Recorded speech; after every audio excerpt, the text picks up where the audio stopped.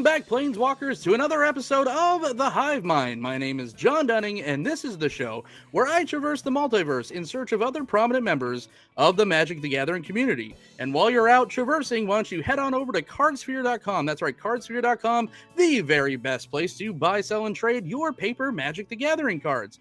While you're out traversing, also, you could stop off at inkedgaming.com, enter promo code HiveMindMTG for this very show. You get 10% off sweet playmats like this little puppy dog right here. That's right, highest quality of playmats at inkedgaming.com. Enter promo code HiveMindMTG. You can also support this channel directly from patreon.com. Without further ado, again, we have a pair, we have a duo. So Planeswalking in from Los Angeles, California, we have Jake and Joel or Magic. Thank you so much for joining us.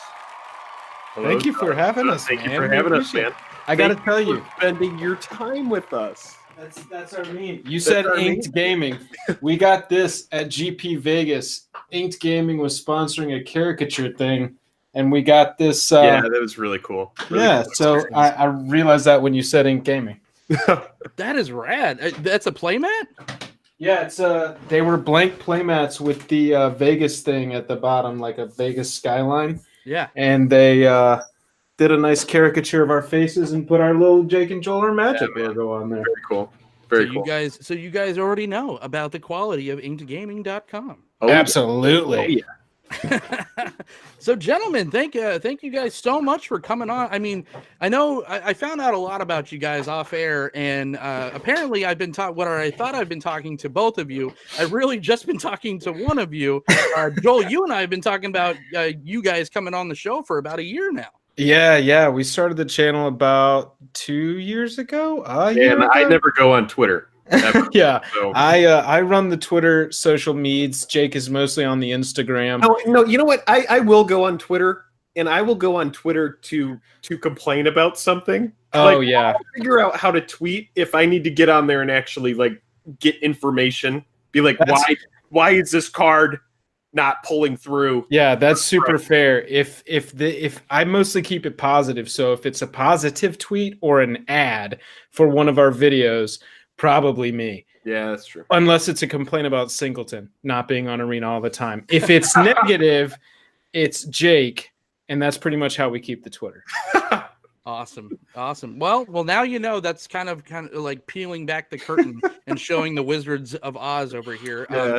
But as we do on the Hive Mind, usually this is not a dry show. We are on the horse or on the wagon.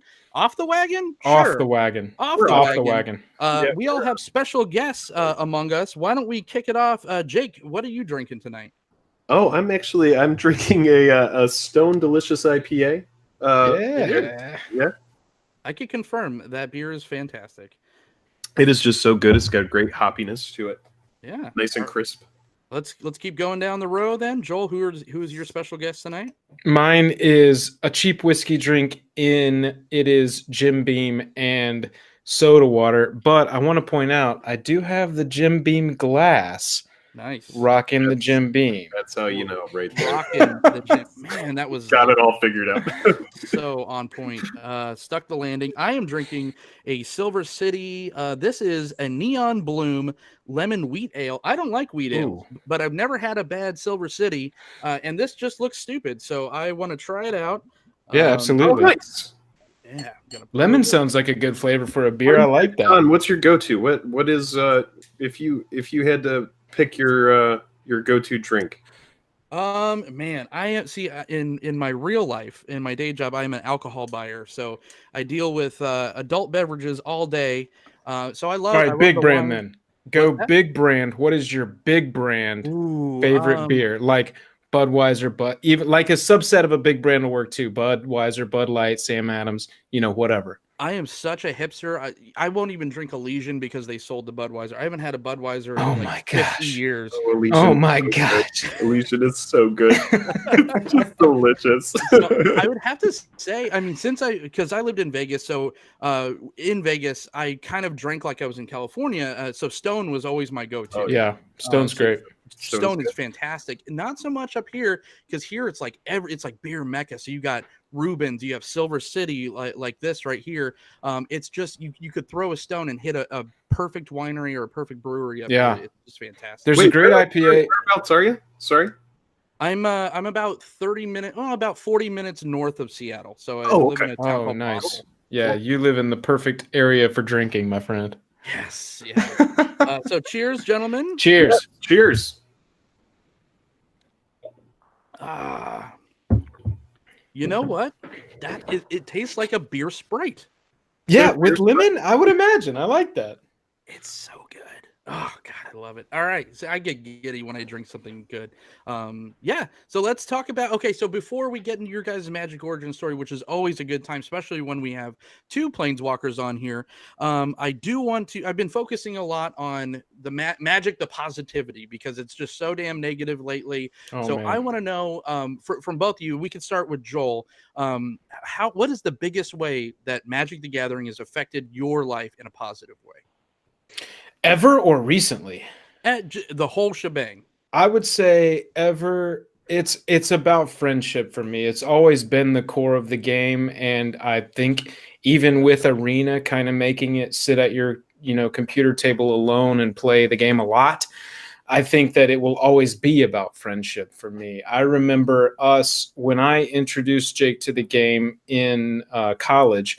I remember us, or actually our buddy Dom did. I want to be specific about that because I know Dom and Jake would care. I remember playing in college. I made fun of them. I made fun of those guys. We'll talk about the origins. I remember playing in college at parties and people making fun of us, but we were having a great time. And, it was us at the party and people were playing beer pong and we were playing Magic. And it's always been this like community thing, or both, right? Why not both? Right. Absolutely. I can't say that we've never played both. Oh, I know that they just wanted to be in on it. Right. They just wanted to be in on it. Oh, dude, it was so for me to wrap all that up, I would say friendship, man. It's really some of the best memories and some of the biggest fights among the best of friends have happened over the game of Magic the Gathering. God, that's so true, dude. Yeah. All right, Jake. Why don't you take it away? How about you? How has it affected you in the most positive way? In the most positive way.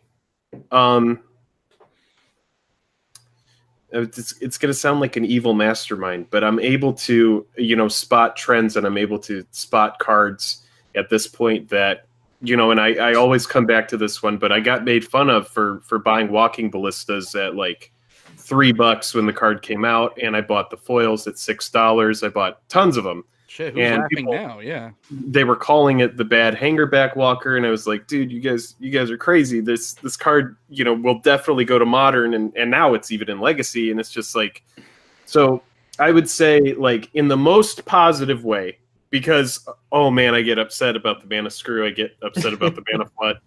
I hate it, I can't stand it. And Joel did mention, we have had like huge fights over like the stack or whatever, and just like moments with like friends where people will just be like at ends, and it's like, why did we even come here? Everybody's Googling individually on their phones. No, I know I can find something to back me up. Yeah. So I guess from the most positive aspect, it has at this point, that's the most important thing. It has affected my wallet in a positive way. For a long time, not so much. I don't buy stray packs anymore. Let's just say that. So friendship and money, to answer your question. Friendship and money, dude. So we have a Celestia and the straight mono black. Yeah, absolutely. Rack goes hard over there. That's rad. I like it. All right. So now, without further ado, what is the Magic origin story? I want to touch on how you two personally met, but if we could separate those into two different questions, that'd be great. Let's first talk about your individual Magic origin stories. We'll kick it off, man. I started early on in middle school. There was a card shop in my hometown. I was lucky enough for that, even though I didn't live in a big city. And I would go in so much that they ended up paying me $5 an hour in store credit to like stock the drink fridge, make sure that toys were lined up correctly. And at this point, I'm pretty sure that I was too young to be hired legally, but I'll worry about that later. With my store credit, I would get booster packs. And the first set that I remember buying is Apocalypse, and I pulled a Desolation Angel. When I got this Desolation Angel, it instantly became my favorite card ever. I opened it up, and it's that moment when you open up a pack and a bunch of people are watching and everybody's like, oh, what a card, that's awesome. And that was like one of my first experiences with Magic, and so I got addicted to that drug real quick. Yeah. They got your number. I ended up also, my man. I learned a lesson real quick too, because the store owner asked me if I wanted to sell it to him for more store credit. And as a new player, I was like, oh, dude, opening booster packs is the best possible thing in this game. So I traded away this awesome piece of what would have been ultimate nostalgia for me for more booster packs, and I have no idea what I opened after that. But that's my origin story of how I got introduced to the game and kind of got hooked real quick. Nice. And how did that bleed over to Mr. Jake then? Well, okay, so in 2009, it would have been 2008, 2009. Whoa, Jake wrote down a timeline. Well, no, I remember because I was playing a terrible Bant deck at the time. We'll get into that. But our friend Joel here, Dom, and a couple of our other friends, Joel had brought a bunch of his Magic cards back to college. And so, we're a bunch of broke college kids. We're like, yeah, let's get into the game, or they were.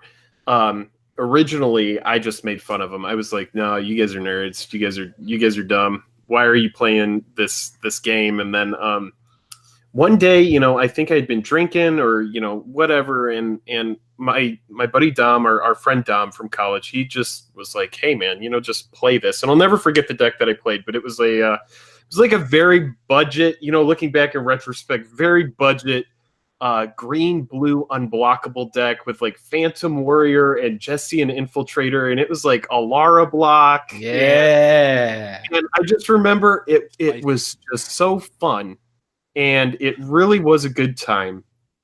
And then we just started building decks, and it was just like really budget stuff. But I put together this Bant deck, which for a new player, I'm like playing 3-color. I don't have any of the lands that I need.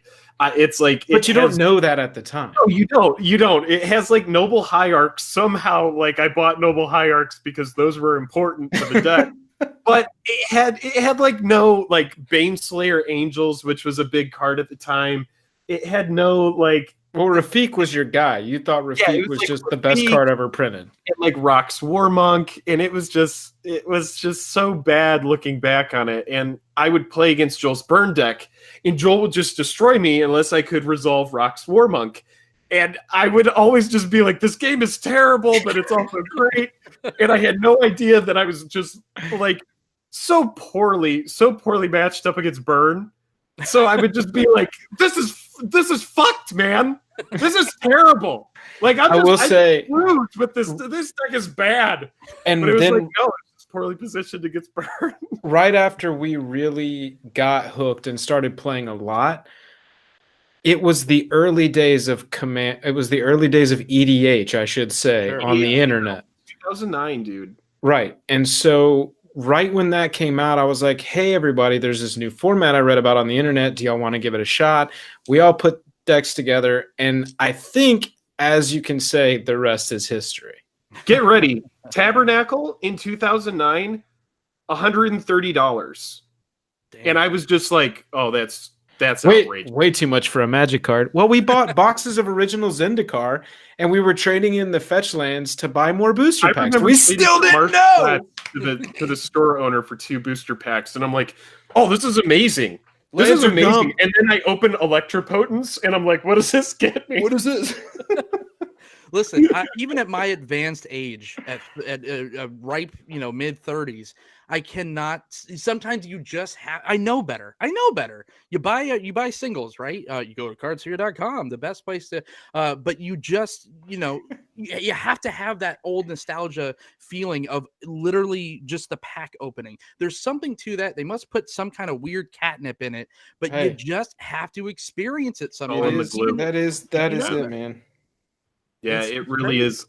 That's why I love drafts so much. I love drafts and sealed because we get to scratch that itch, and then we also get to play with the cards so that we don't just feel like degenerates. Yeah, right. Jake and I will go up and do the two-headed giants, and besides playing with my buddy, opening the pack still has the feeling. What was that at a recent one, Guilds of Ravnica? We opened Steam Vents Foil Doom Whisperer. It's like that just feels good. It's like two cards where it's like I'm not going to go out and buy these, but if I open them in sealed, it's like what? This is great. Yeah, I mean, the other day I picked up a stack of cards. I will cherish this particular Godless Shrine because I opened it. I didn't just click on a button and buy it. Right. Yes. Right.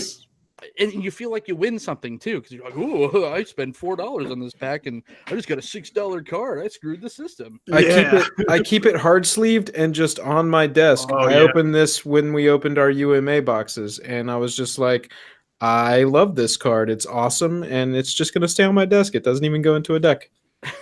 I empathize with you there. That's how I felt when I opened my Expo Arid Mesa at the pre-release. Right. It was like one of the first cards where it was just like, whoa, holy grail. This is like, this card is lit.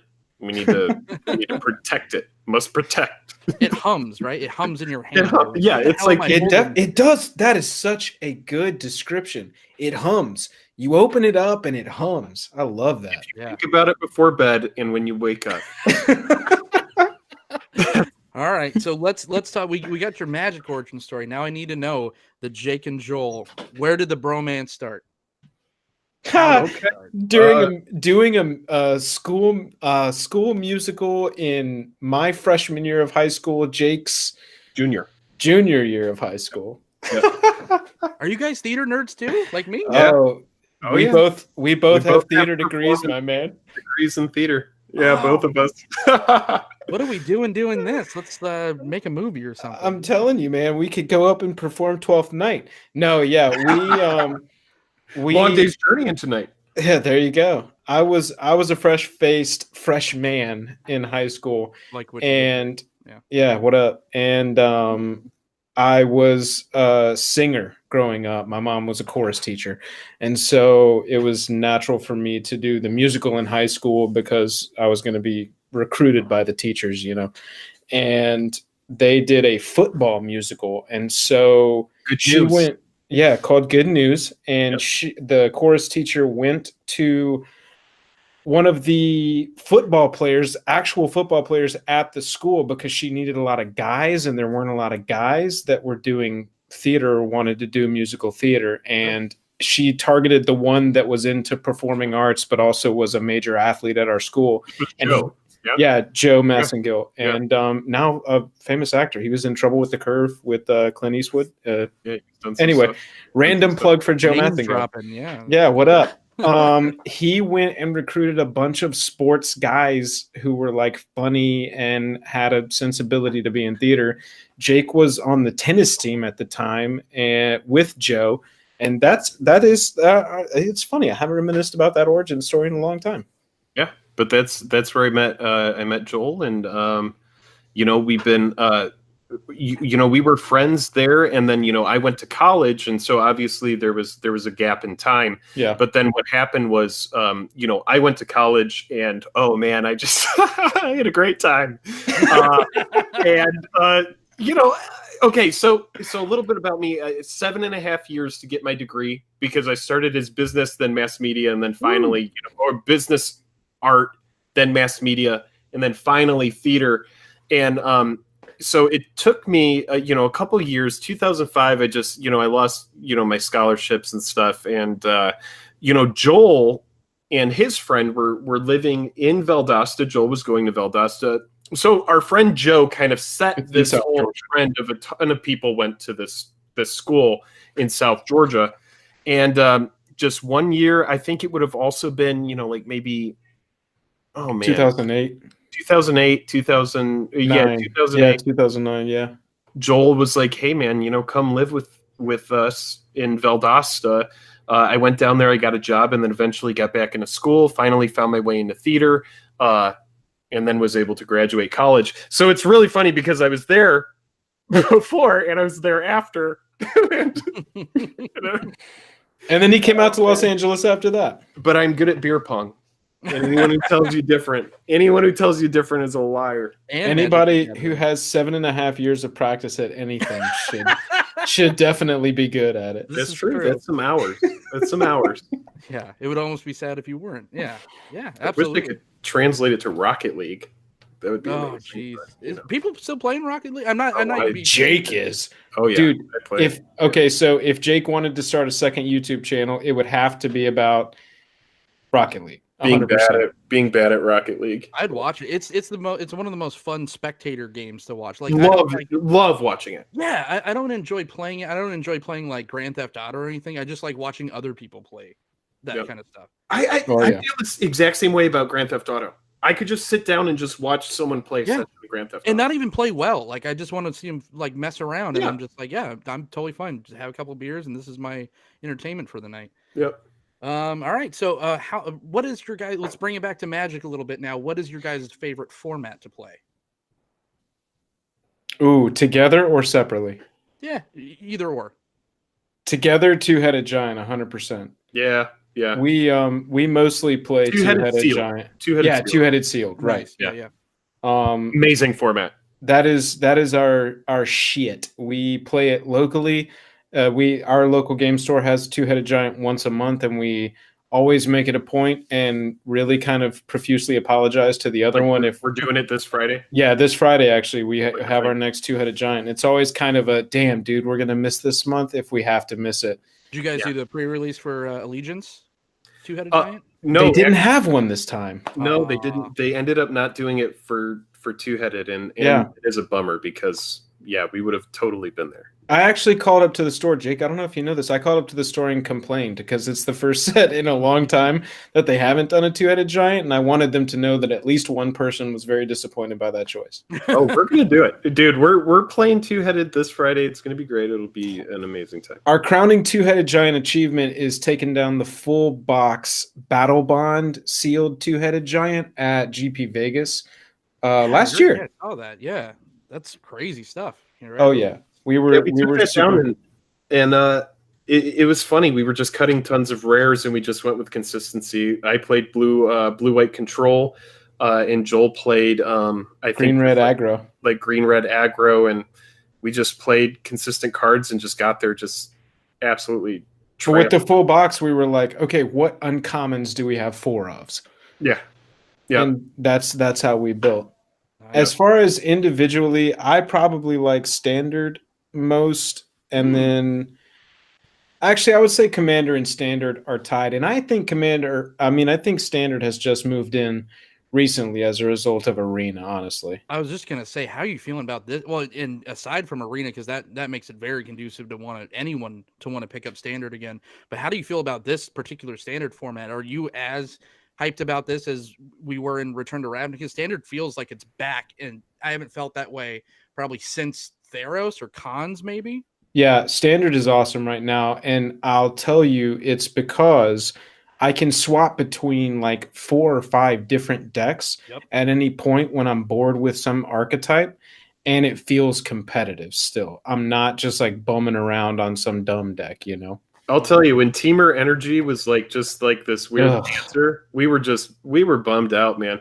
It was just like, oh, okay, they're calling this deck 4-color energy. They're like so desperately trying to diversify, call the decks different things when they're all different variations of the exact same thing. Yeah, sure. It got a little bit like that with Cons 2 towards the end, where it was like, everyone's playing Jeskai. Oh, this is Jeskai Black now, or Mardu vehicles, and it's just like, Yeah.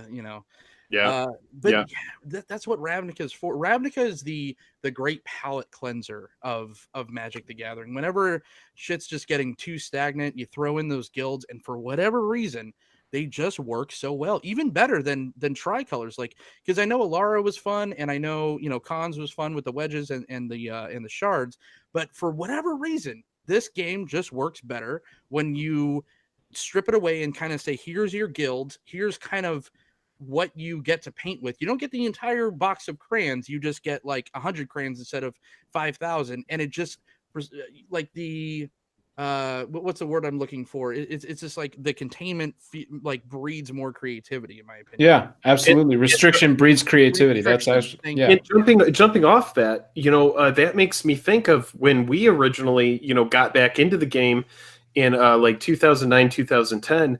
The decks that were being played were blue-white control, yep, blue-black control, and Callblade. Yep. And it was because those core sets promoted, you know, the allied check lands. Right. And so with a set like this, you get to go into all 10 of the, like, I think Wizards from this point forward, you know, it's like they just want everything to be a possibility. You can't have blue-black control and blue-white control be the only decks with Jace the Mind Sculptor, and that's it. And that's all people can play. Right. Because red-green, and then you have no enemy land support. It just doesn't work. I think work at this point. I really feel like with this standard, they have taken a creative stance of let's give everybody all the tools and see what happens. Let everyone play. Right.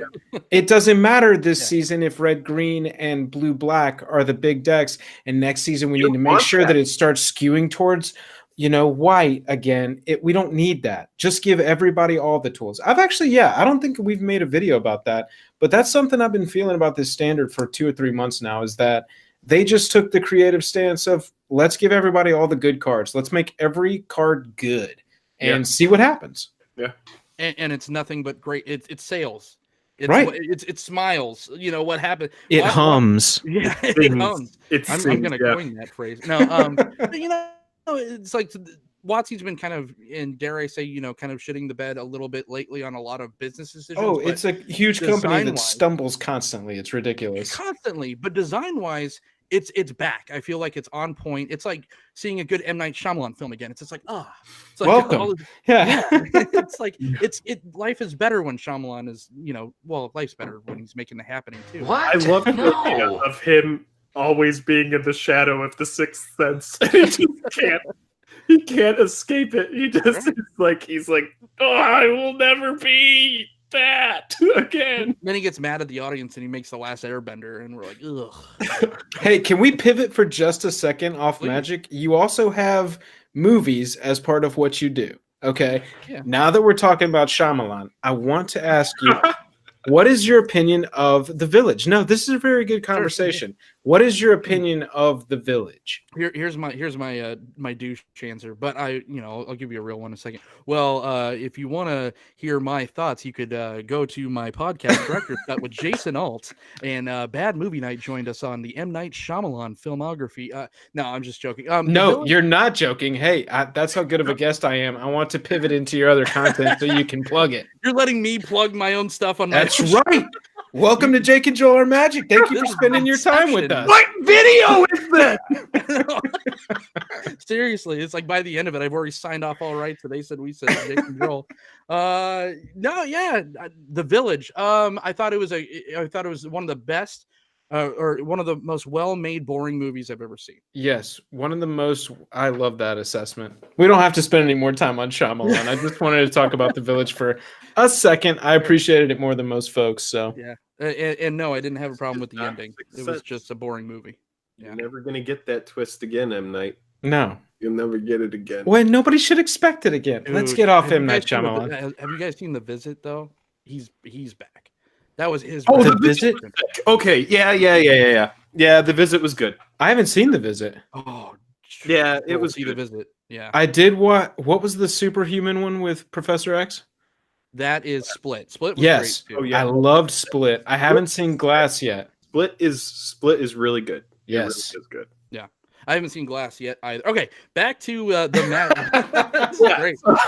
I mean, hey, it's on theme with my channel. I'm a 50-50, but how much Magic are you guys playing on a day-to-day basis, week-to-week basis, month-to-month basis? I know you guys are excited to go to Two-Headed Giant this Friday, but how much are you guys actually get to play? Jay, kick us off. Let's see. I am drafting a lot on MTG Arena. That is mostly what I'm doing. I convert gold, and whenever I get enough gold, I do a draft. That's something that I'm really enjoying. But paper Magic, oh, I'm not even going to lie to you. It's been a minute. It has been a minute. Sure. Yeah.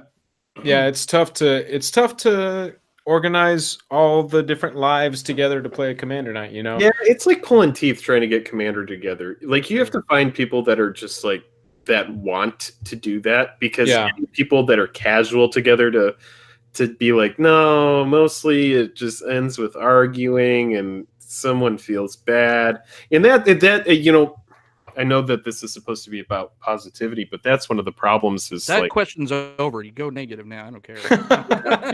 yeah. That just happens. That's like the nature of the beast. I think that the more you lose, the more that goes away. I think, well, and especially if it's a rare occurrence, everybody wants to get together and have a good time, but nobody likes to lose. Sure. And so if you're not playing a lot, losing once feels worse. Most consistently in paper Magic, Jake and I play Two-Headed Giant. I would say for me, that's the most consistent. And then I do a pre-release every time the pre-release comes. Yeah. He does do the pre-releases. I'll do 1 or 2 of the pre-release events. Did you go Azorius on this last one? On this last one, I went Orzhov. My man. Orzhov is just dirty. So, you get the right cards, it is dirty. It's fantastic in this limited for sure. Oh yeah. Joel, did you get a chance to go to pre-release? I did not do a pre-release this time around. Life got in the way this time around. But I have been playing a ton of Arena. I play just a metric ton of it. I've been trying to climb the ladder, need one of those top 8 spots so I can quit my day job. Well, then you got to go to the tournament, so maybe I don't quit my day job yet. Yeah. But here comes playing sealed, playing draft, playing standard, lots of MTG Arena. Make Singleton an evergreen format. For real, come on. What's your flavor of the week right now, Joel, as far as the standard your Arena deck goes? Right now, I am in what I call a regression, and I'm just playing the red deck because I got frustrated about losing to it so much. Yeah. And the deck is very linear. It's very, you either win or lose quickly, and you can move on. I would say my favorite card right now in Standard is Hero of Precinct 1, however.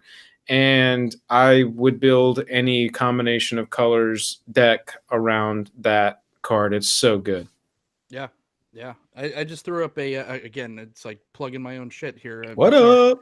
I apologize. But yeah, I just threw up a budget like $25 deck that you could do on Arena, probably cheaper on Arena, but in paper, $25, and it's basically based on the multicolored thing. So you have things like Hero Precinct 1, you have the Glass of the Guild Pact. It's just so much fun. It's so much fun that kind of jank is competitive, and that's what makes this format the greatest. I'm telling you, man, anything will work. If it's a well-built deck, it might win.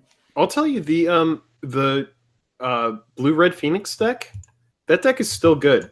You just put Terramander in it, and it's just still good. It's still a great deck. Like, anytime that you're playing modern cards in a standard format, which like modern is one of my favorite formats too. Like, I have a few modern decks that I've put together in paper, and it's really sad that I don't get to play them more, because it's such a great and robust and vibrant format. And I just like the fact that you can go into a tournament and you might not play the same deck twice. Like, that's just amazing. Yeah. What's your jam as far as modern goes, Jake?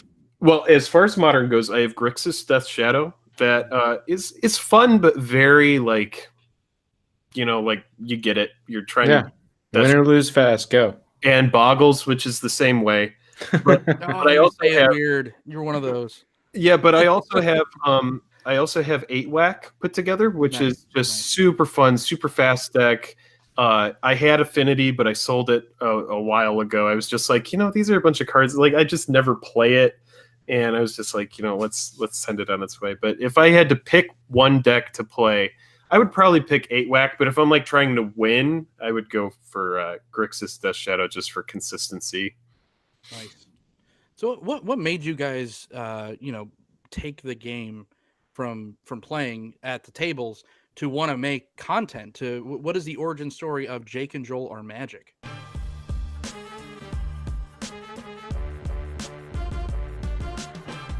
Joel, he was the origin. Yeah, it started as I wanted to put hobbies of video editing and recording all together with something. And I was like, well, let's combine it with something that we do all the time anyway, and we'll just record us playing. That is a fool's errand of trying to start that way, but it has worked out. And you trapped me, man. Yeah, what up? I put his name in the name. He can't go anywhere. You put him first too. This is why you're a mastermind. This is why you're an evil mastermind. Joel, well, Jake and Joel sounds better than Joel and Jake. He knew it's the Ren and Stimpy thing. No, not even that, but that's smart too. That's another way that you ensnared me. What happened was he saw that I put all this time into looking up card prices and all of this time into the game, and he was like, you know what? I'll pair up with Jake because Jake can't help himself. He's gonna do the work whether he wants to do it. No. You guys have such a diversified like Magic content. It's not like everything else. Yes, you have like openings and giveaways and all the stuff, and we'll talk about some of my favorite type later, but that's what I tell a lot of people like starting out in content creation. It's like, what do I do? What's my attack? It's like, you got to sell you first, and then whatever you're talking about comes second, because everyone's making a Magic the Gathering YouTube channel at this point. You got to be you, and if you're likable, and which you guys are, I mean, you guys are just fantastic. You're one of the funniest. No, seriously, you're that's very sweet of you to say. You're one of the funniest, like naturally funny channels out there. You have the best intro music ever. I told Spencer Howland from Constructive Criticism that he has the best intro music for a podcast, and I'll still hold to that because it's fantastic. But you guys just have a great intro. But you guys are just so goddamn entertaining. So I appreciate that, and so does all your fans. I'm here with Seth, probably better known as Saffron Olive. Gonna do a little juice and packs. We're going for straight up ritual. Drinking the juice, opening the pack. Yeah, it's gonna be something good. Yeah, that's the idea. We're hoping for a card. That's right. Yes. If it's Dominaria, we're hoping for card. That's right. Foil card is great. 10% juice, and you wouldn't believe it. No sugar. Really? Yeah. No sugar in that. Someone's a liar in this conversation. Completely wrong. I'm pretty sure it's just water and sugar and food dye. I don't know. All right, let's see what we get. Okay, here we go. Hoping for something good. Here, you want me to hold you back? Yeah, that'd be great. All right, come on, foil card. Dude, at this point, that would be insanity. All right. That card. Bunch of commons. Ooh, Llanowar's a good one. Elfin Druid, Settle the Score. Antiquities War. Antiquities War. Hey, we got the slime. All right. Good card. Antiquities War is a good card. Here you go.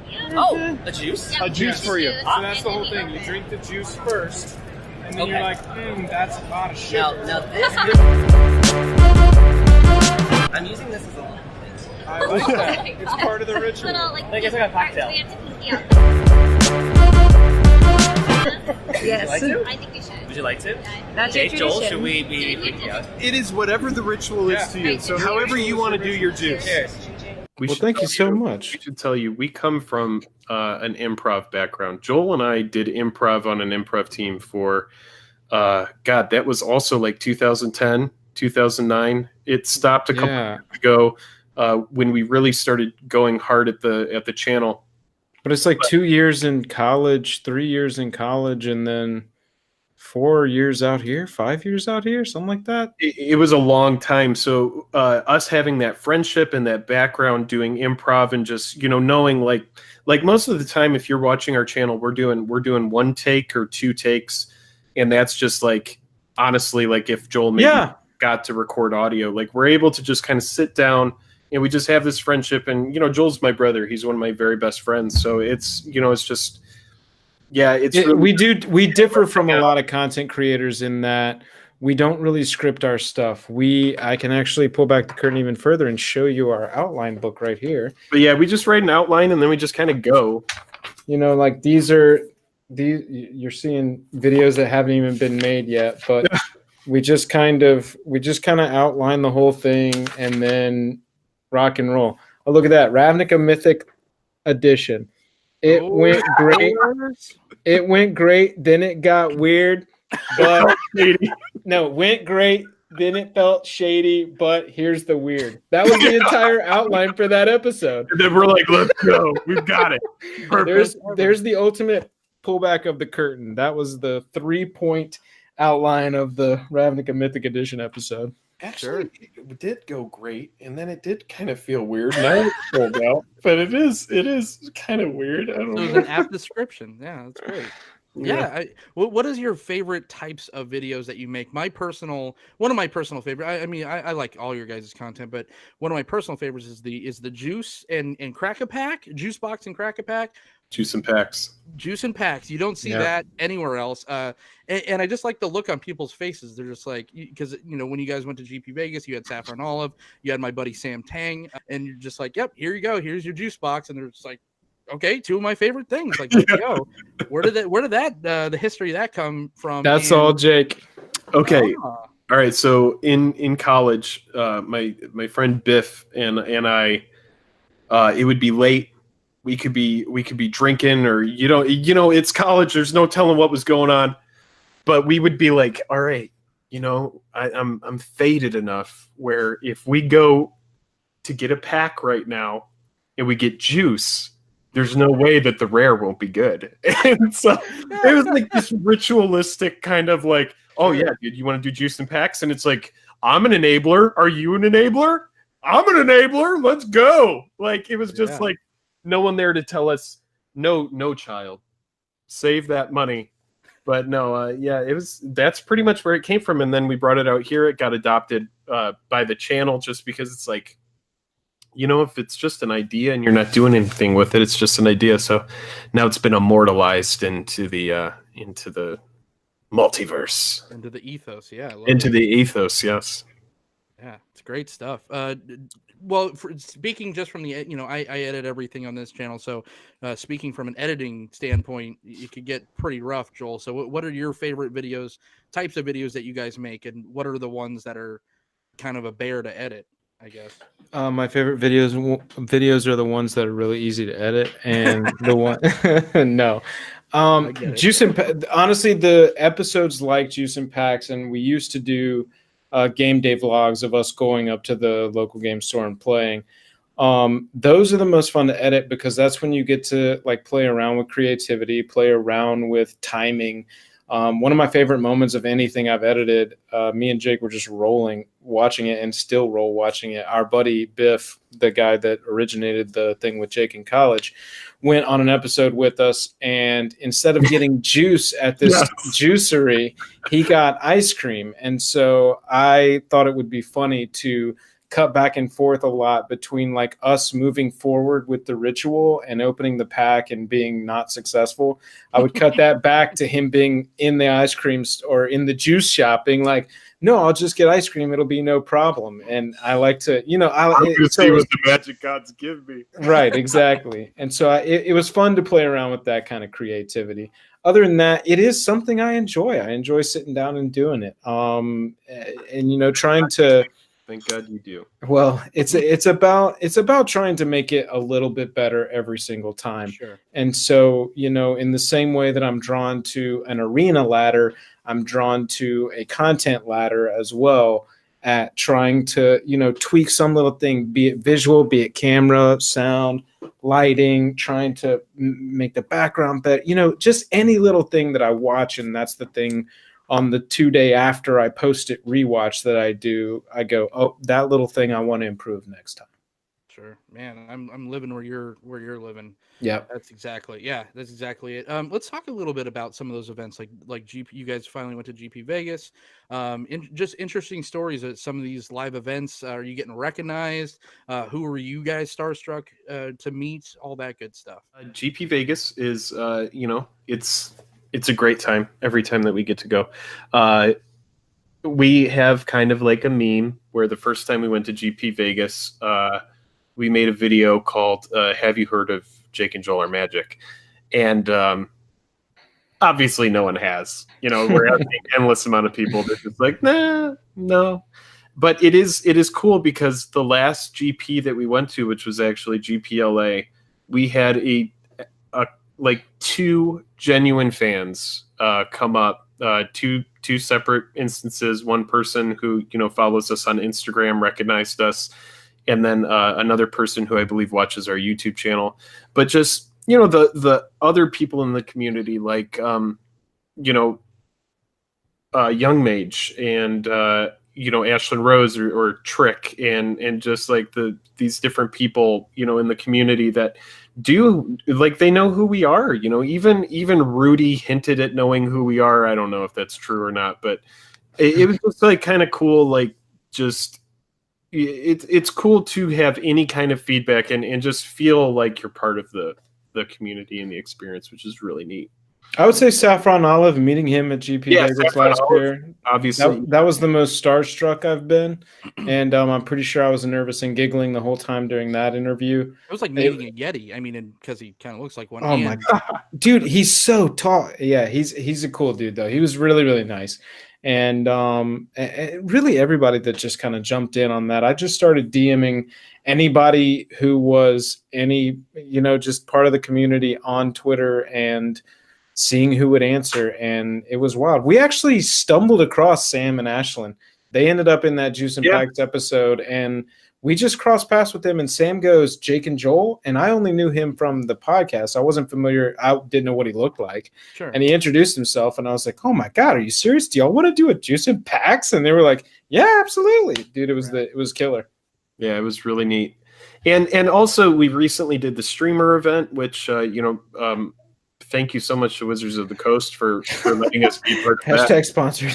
But it was just absolutely amazing. We got to play against some amazing members in the community. We got to play against Owen Turtenwald, who did get mana screwed, but we were able to beat him in a seal. Yeah. Just having that opportunity to play against a Hall of Famer, Gabby Sparts, who we played, maybe the most epic game we played all day. She got us, like, she was like seriously 3 cards from milling herself, and she got us with a mass manipulation and just took over our field. Stole everything blind. We're gonna get there. She's a stone cold killer. Oh yeah, she really is. But that was probably the biggest little bit of validation we've gotten. It's fun. Yeah. And then starstruck at the GPs was definitely Saffron for me. For me, I'm starstruck when I see Rudy. I just, I like, there's something about like the God, he's kind of a dirtbag, but in like a nice way. And it's like, and I mean that in the nicest way. He's gonna go on about a floppy taco, and like his stuff is definitely edgy, and it's not really in line with what Wizards of the Coast would want. Right. But he's cool, and he's got a voice, and he's confident, and that's the kind of person, I like that kind of person in the community. I think it's cool, Well, and I think it kind of scratches that itch with the whole Magic finance too, right? Yeah, which is definitely something that I'm all about, is the finance thing, and he's a big leader in that. Funny about Rudy, we tried to get him on Juice and Packs on the same celebrity edition from GP Vegas, and I walked up to him. Like, there's a line of people at his table, and I just walked around the line, and he was talking to like one of his compadres behind the tables, and I said, hey Rudy, and he looked at me real fast, and I said, would you be in a video real quick? It'll only take 3 or 4 minutes. And he goes, you got a YouTube channel? And I was like, yeah. And he goes, do you see this line of 20 people? And I was like, all right, nice to meet you, buddy. Yeah. Wow. So he was like at same time funny and that kind of like you know, he's just got that dickish air about him that totally works for him, and that's his brand. Yeah. Right, exactly. Yeah. Yeah, but also, you know, he's got, you know, hundreds of thousands, if not millions. It's on brand, we'll say. Yeah. Absolutely, it really is. Who was your biggest influencer as far as, or even now, before you started the channel, or even now, who's your biggest, like, I guess, content creation influencers? It could be Magic or not. Oh man, I'm gonna have to say H3. Yeah, you already know it. H3 really got me into YouTube, and then iDubbbz really kept me on YouTube. I really think even his stupider stuff that's just nonsense, kind of, you know, dada to try and, I don't know, be edgy. It really is it really is what I think is a great version of the medium, a great version of, you know, the kind of content that you can put on the medium. You can find it would never be on a network. You would never see that on any TV station or anything. And so, and they're hilarious to me. So I would say those two, as far as YouTube creators, really got me on and keep me on. Sure. Yeah, you know, Joel got me into YouTube.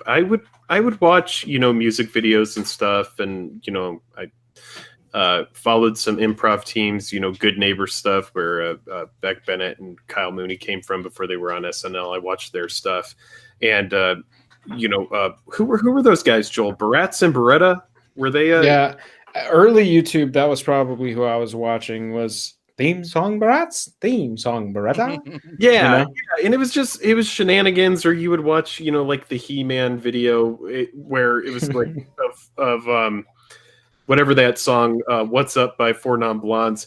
You know, like, so I think that, and then also, you know, watching a lot of improv kind of was like a big influencer in where we wanted our channel to go. We wanted, when we created the channel, to kind of create this channel that not only was informative, but was, you know, a reflection of ourselves and who we were. And you know, I would say more than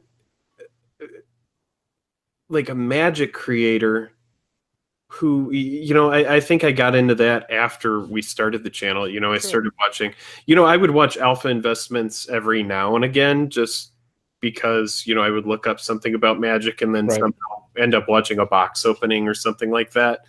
But until we started doing this, you know, it was probably just improv stuff. Yeah, absolutely. Old Greg, like, oh man, you remember old Greg?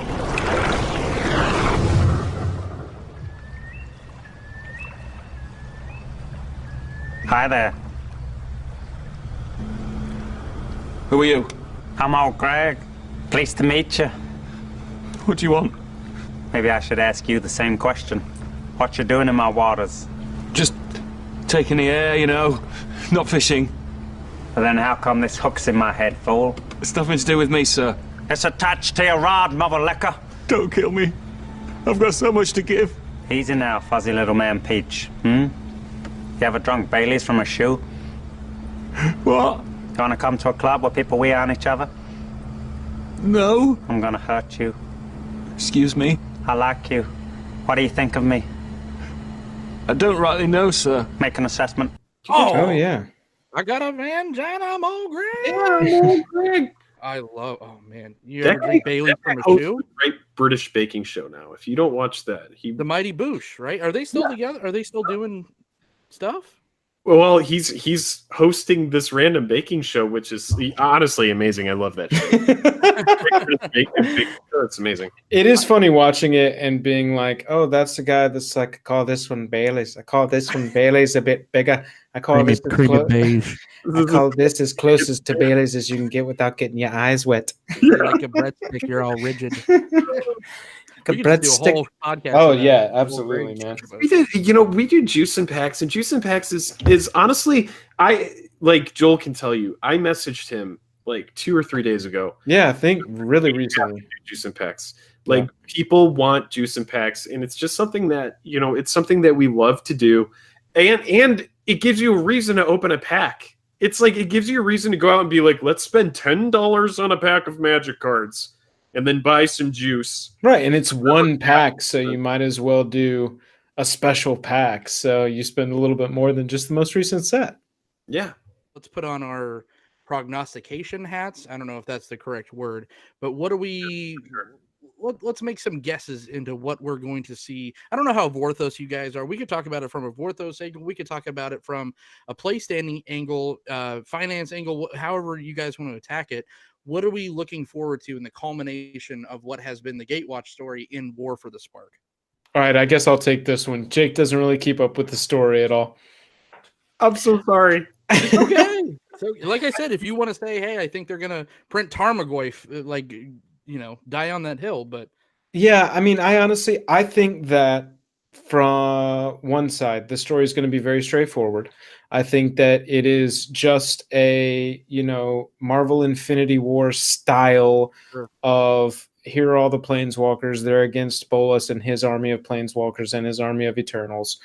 And somebody will win, probably the good guys, if they decide to milk the whole Ravnica thing for another year, which I don't think is a terrible idea, other than just set boredom.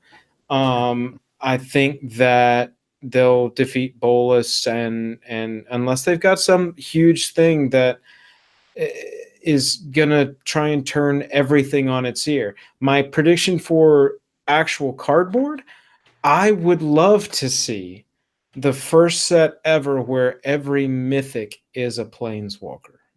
No, ooh, okay. That would be pretty rad if they printed an entire Planeswalker set. They have aimed the last year at grabbing new players, pulling them in, and keeping them. Planeswalkers are some of the coolest cards possible. If you want to restart the entry point and also just absolutely addict the base you've already gotten, all Planeswalker set would be easy to market, super revolutionary, and everybody, it would just be, it would hum. Yes. Hey, it would be great for some sort of I get 2 cents every time he says sort that. of Mythic Edition. Be great for a Mythic Edition X product. Sure. But like Mythic Edition standard, right? Yeah. Right. I think it would be really cool. I think with Ultimate Masters, it was really, really wild that we didn't get Mox Opal.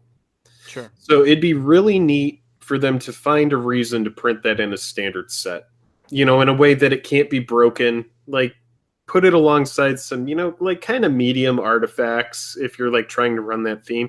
But it would be cool if, like Mox Opal and Mox Amber got to run alongside each other for even a brief window of time. That would be That'd cool. be tight. Yeah, that would be a little broken, but tight. Also, the Phyrexians have got to come back at some point. Absolutely. They've learned what works Wizards has and what people get excited for. And if they are just aiming to top year over year, having a Dominaria year, then having a Ravnica year, then having a Phyrexian year sounds like a pretty good plan to me.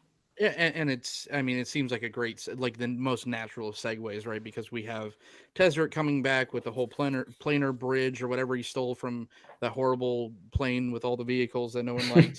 That's going to be that whole reason for all those shenanigans is to get us to back to New Phyrexia, in my opinion. I just think that it's such a, it's like Infinity War, where it's just like, once we're speculating on end game for the second installment of Infinity War, there has to be some kind of huge thing. It's just like it's all building up to this point. So like you said, whether it be an oops all berries, like a oops all planeswalker set, or something to where, shit, no more blue, right? Now you have purple. Like blue is completely out of the color pie.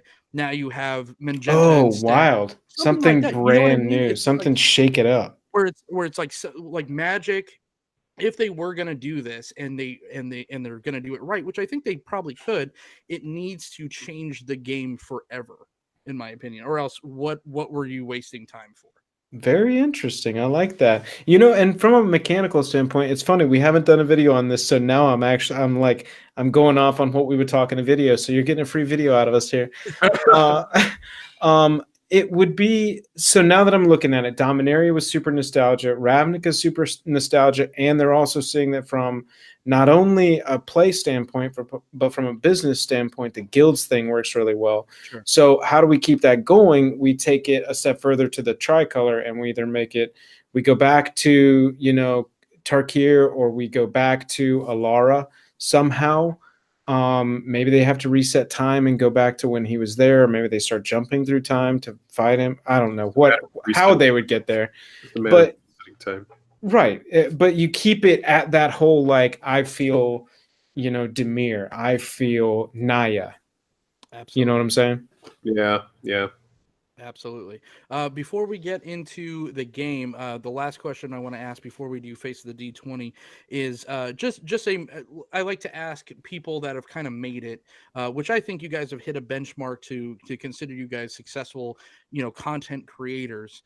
I mean, you would be, in my opinion, anyways, because your content's fantastic, but you have hit that certain kind of benchmark as far as a platform goes, or a following goes. What would be your advice to someone starting out today, whether it be in Magic YouTube content, writing articles, or even non-Magic content, just someone in that creative space trying to get their message heard? Think of think of yours, and then I would think of mine, and we would say them at the same time. And I was hoping it would be this magical moment where we say the same thing. You want me to give you a 3 countdown? What were you gonna say? Hang on, let us. John, this only works if we play in this. We'll turn off the camera real quick. Say be yourself. Honestly, I think like that's the most important thing is don't try to be something you're not. Be comfortable with who you are, and let people see that you're real. And if they're not into that, then quit. No, totally then, right? No, absolutely.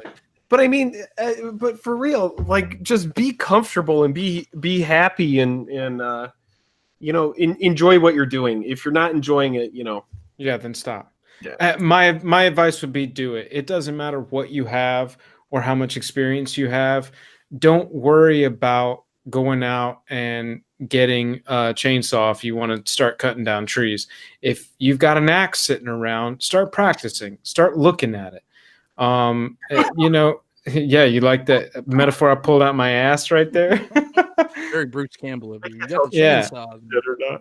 Yeah. Right. King, baby. No, sorry. Yeah, go. I'm telling you, if you need to stream, get a camera and go. Most cameras have an onboard mic. That's all you need. Get the game, get a camera, and go.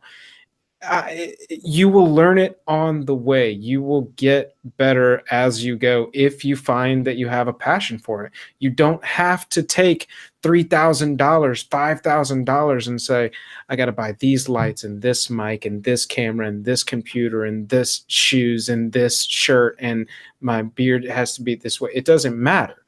You just go, you do it every time. Rewatch your stuff after you're a couple of days removed from it.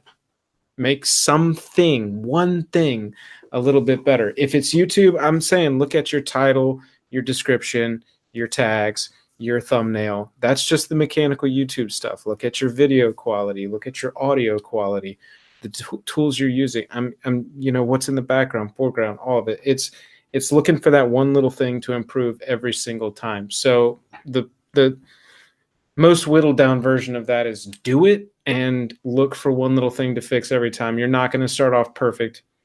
You jump. You don't need a parachute. Just jump. You'll build a parachute on the way down. Unless you are skydiving, and then in which case you please God take a parachute. I gave that advice once. Yeah, we just won't even talk about that. We have context on this? Oh my God. No, we're just legally required from now on to clarify that you should wear a parachute when you jump off high things, because it's not advice that I should be just throwing around. Someone that thought, right? Hey, not again. You don't need them.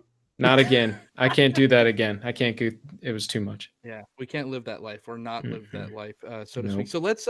I'm a bad host. I should have told you to get a spin down handy.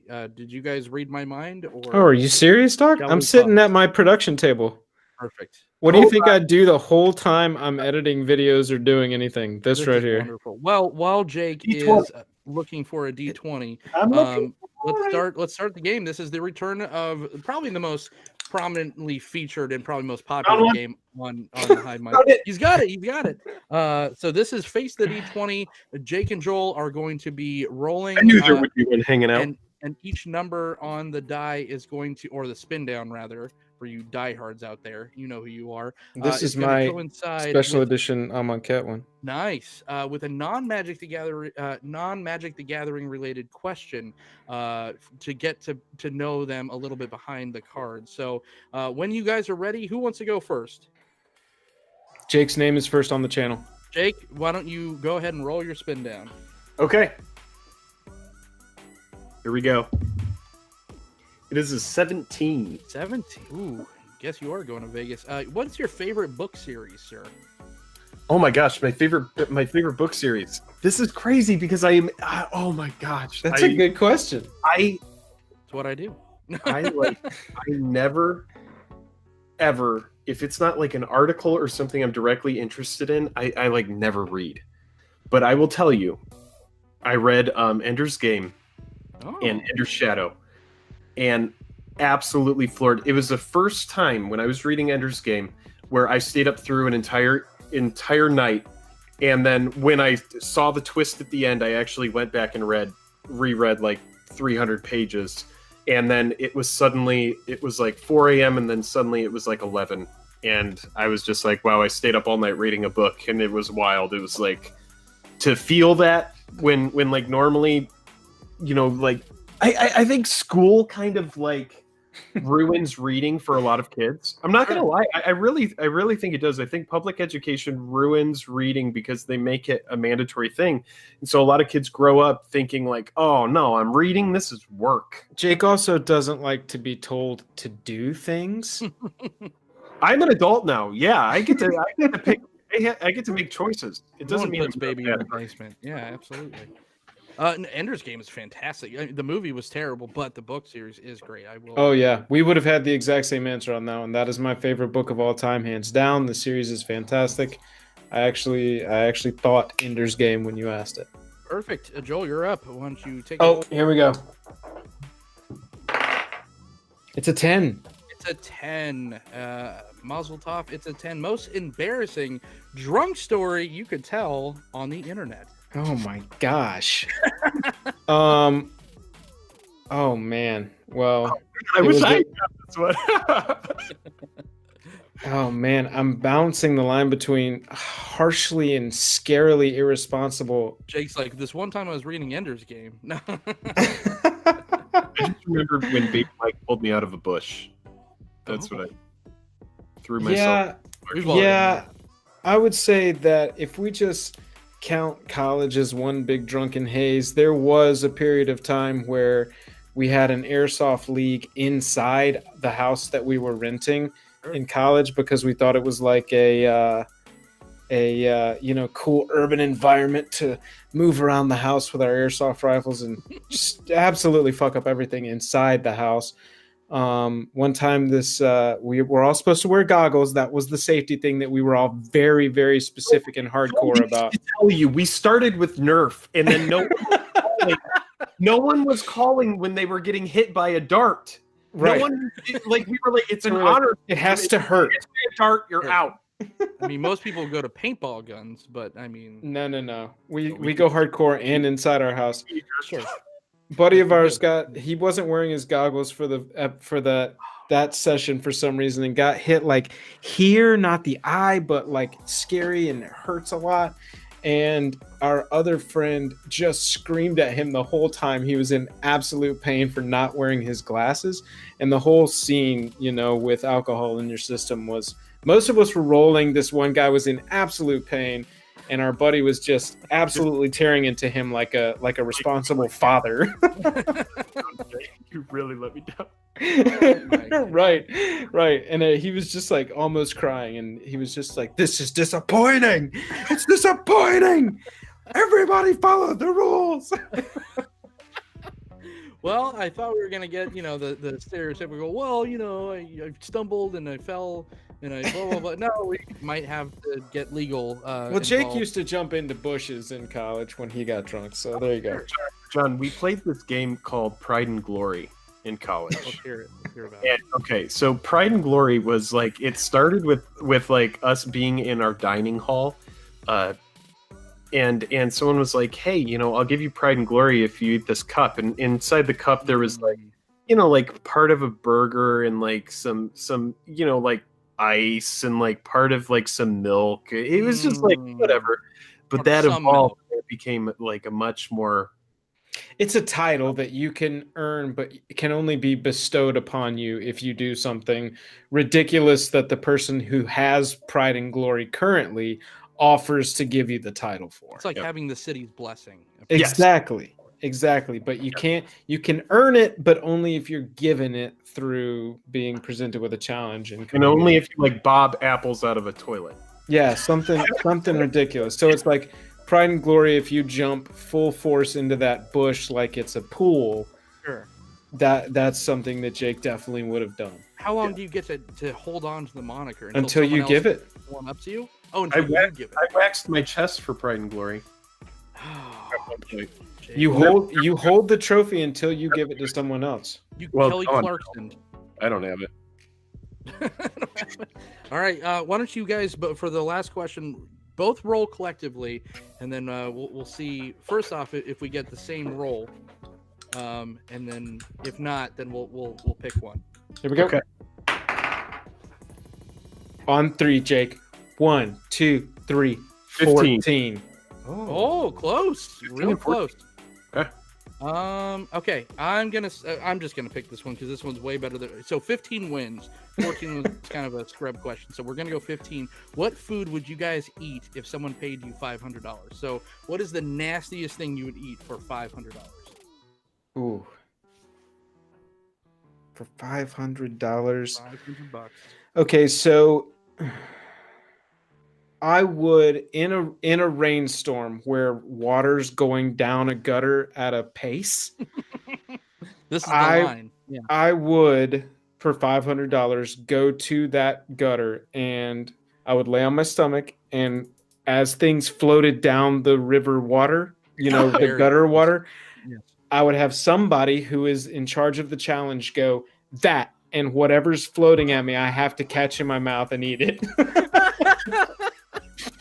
For Pride and Glory. So and I would expect Pride and Glory, but that is what I would eat for $500. Wow. What is so just the mixed bag, whatever's on the floating Right. buffet. I love it. All right, Jake, same question. Oh man. Where is the line, Jake? What is the line? I think I would eat like cat food pate for less. He's like, you don't even have to pay me. I'm eating that now. That would have been a great time to raise it up with a fork into the frame, dude. You gotta get better at the jokes if we're gonna shoot videos, Jake. Come on. Oh man, it would just be. I mean, would you lick the bottom of someone's boot that just like stepped in a fresh, dog pile? Oh wow. Is that For the line? $500? The bottom of a shoe, easy. Those germs will make you stronger. Just go for it, right? Yeah, I think bottom of a shoe I would lick easy for $500. Poop has a forever caveat to it. Like once you lick poop, you're the guy that licked poop. Yeah, It's true. Yeah, you'll have that moniker, not the Pride and Glory moniker. You're the poop guy. yeah, you're the poop guy then. You can't really shake that one either. It's hard to get away from. This has taken an unexpected turn, but that is Face the D20 for this episode. Jake and Joel, what is anything that you guys could spoil for the audience? Any upcoming projects you could tease? Well, we already talked about it. We're definitely doing more juice and packs. Sure. Yeah, that is something that we've definitely chatted about. Also, I've been with our. I don't mean to trample over you, Joel, but it'll just be in like a random deck tech, and someone's like, "Hey, great deck tech, but where's juice and packs?" And so it's like those are the kind of comments that are popping up. It's like, all right, we have to indulge. Nice. I'm glad I'm not alone on that. You're not. You're definitely not. Seriously, Jake is completely honest with that. I'll be like, great box opening, guys. That was awesome. When are y'all going to do another juice and packs? It's a phenomenon. Yeah, we've been messing around with the format of the channel and really trying to improve, take steps forward for better or worse. We've moved away from like the standard camera setup to talking heads. We've been messing around with webcams and streaming style setups recently to do videos and gameplay. I would of course like to do juice and packs. That's definitely something that's on the horizon for us, but I'd like to I've been thinking about messing around with camera with mobile filming and seeing if we could come up with something that was entertaining for the game day vlogs. I always loved shooting those because Jake and I love going up there. No one watched.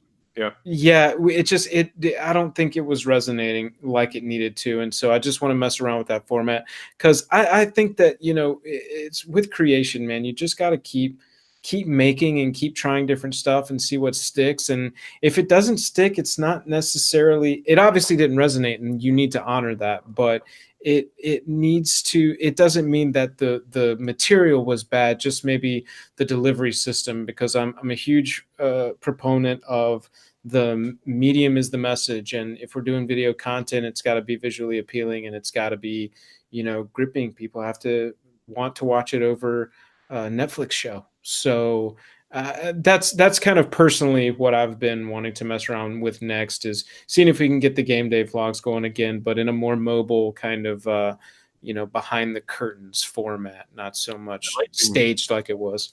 I like when you get existential, Joel. I think, yeah, I'm gonna get real existential.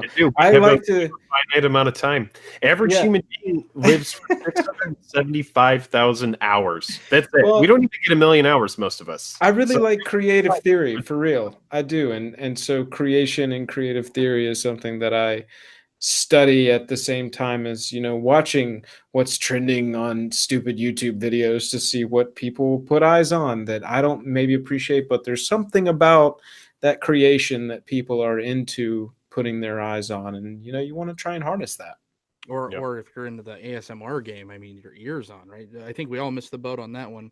If I would have said MTG ASMR, I would have been, past professor by now. We did an episode of MTG. No, I know. I know my audience. I'm a professional, Joel. Dude, Jake had, that's a funny story. I don't know if we have time for another story. I'll make it quick. We were thinking of, new episodes. We wanted not just like an opening or a deck tech or talk about the latest wizard stumble. We wanted something different, and I just trolled YouTube, found ASMR, and I started texting him about it, and he was like, "What's ASMR?" And so we sat the first 30 minutes of that shooting night.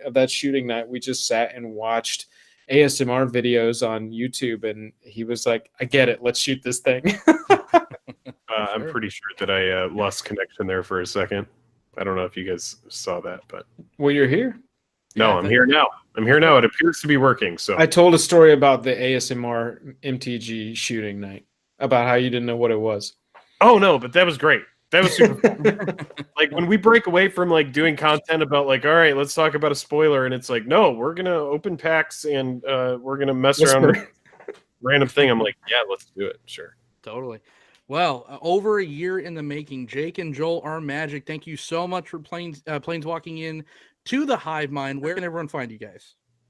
YouTube.com/Jake and Joel are magic. Perfect. John, thank you so much, man, for having us. This couldn't thank you been more an absolute pleasure. Oh, absolutely no problem. The pleasure is all mine. I've been wanting to have you guys on, or at least Joel on, because that's who I've been talking to for for so long, and I'm happy that we finally got to make this work.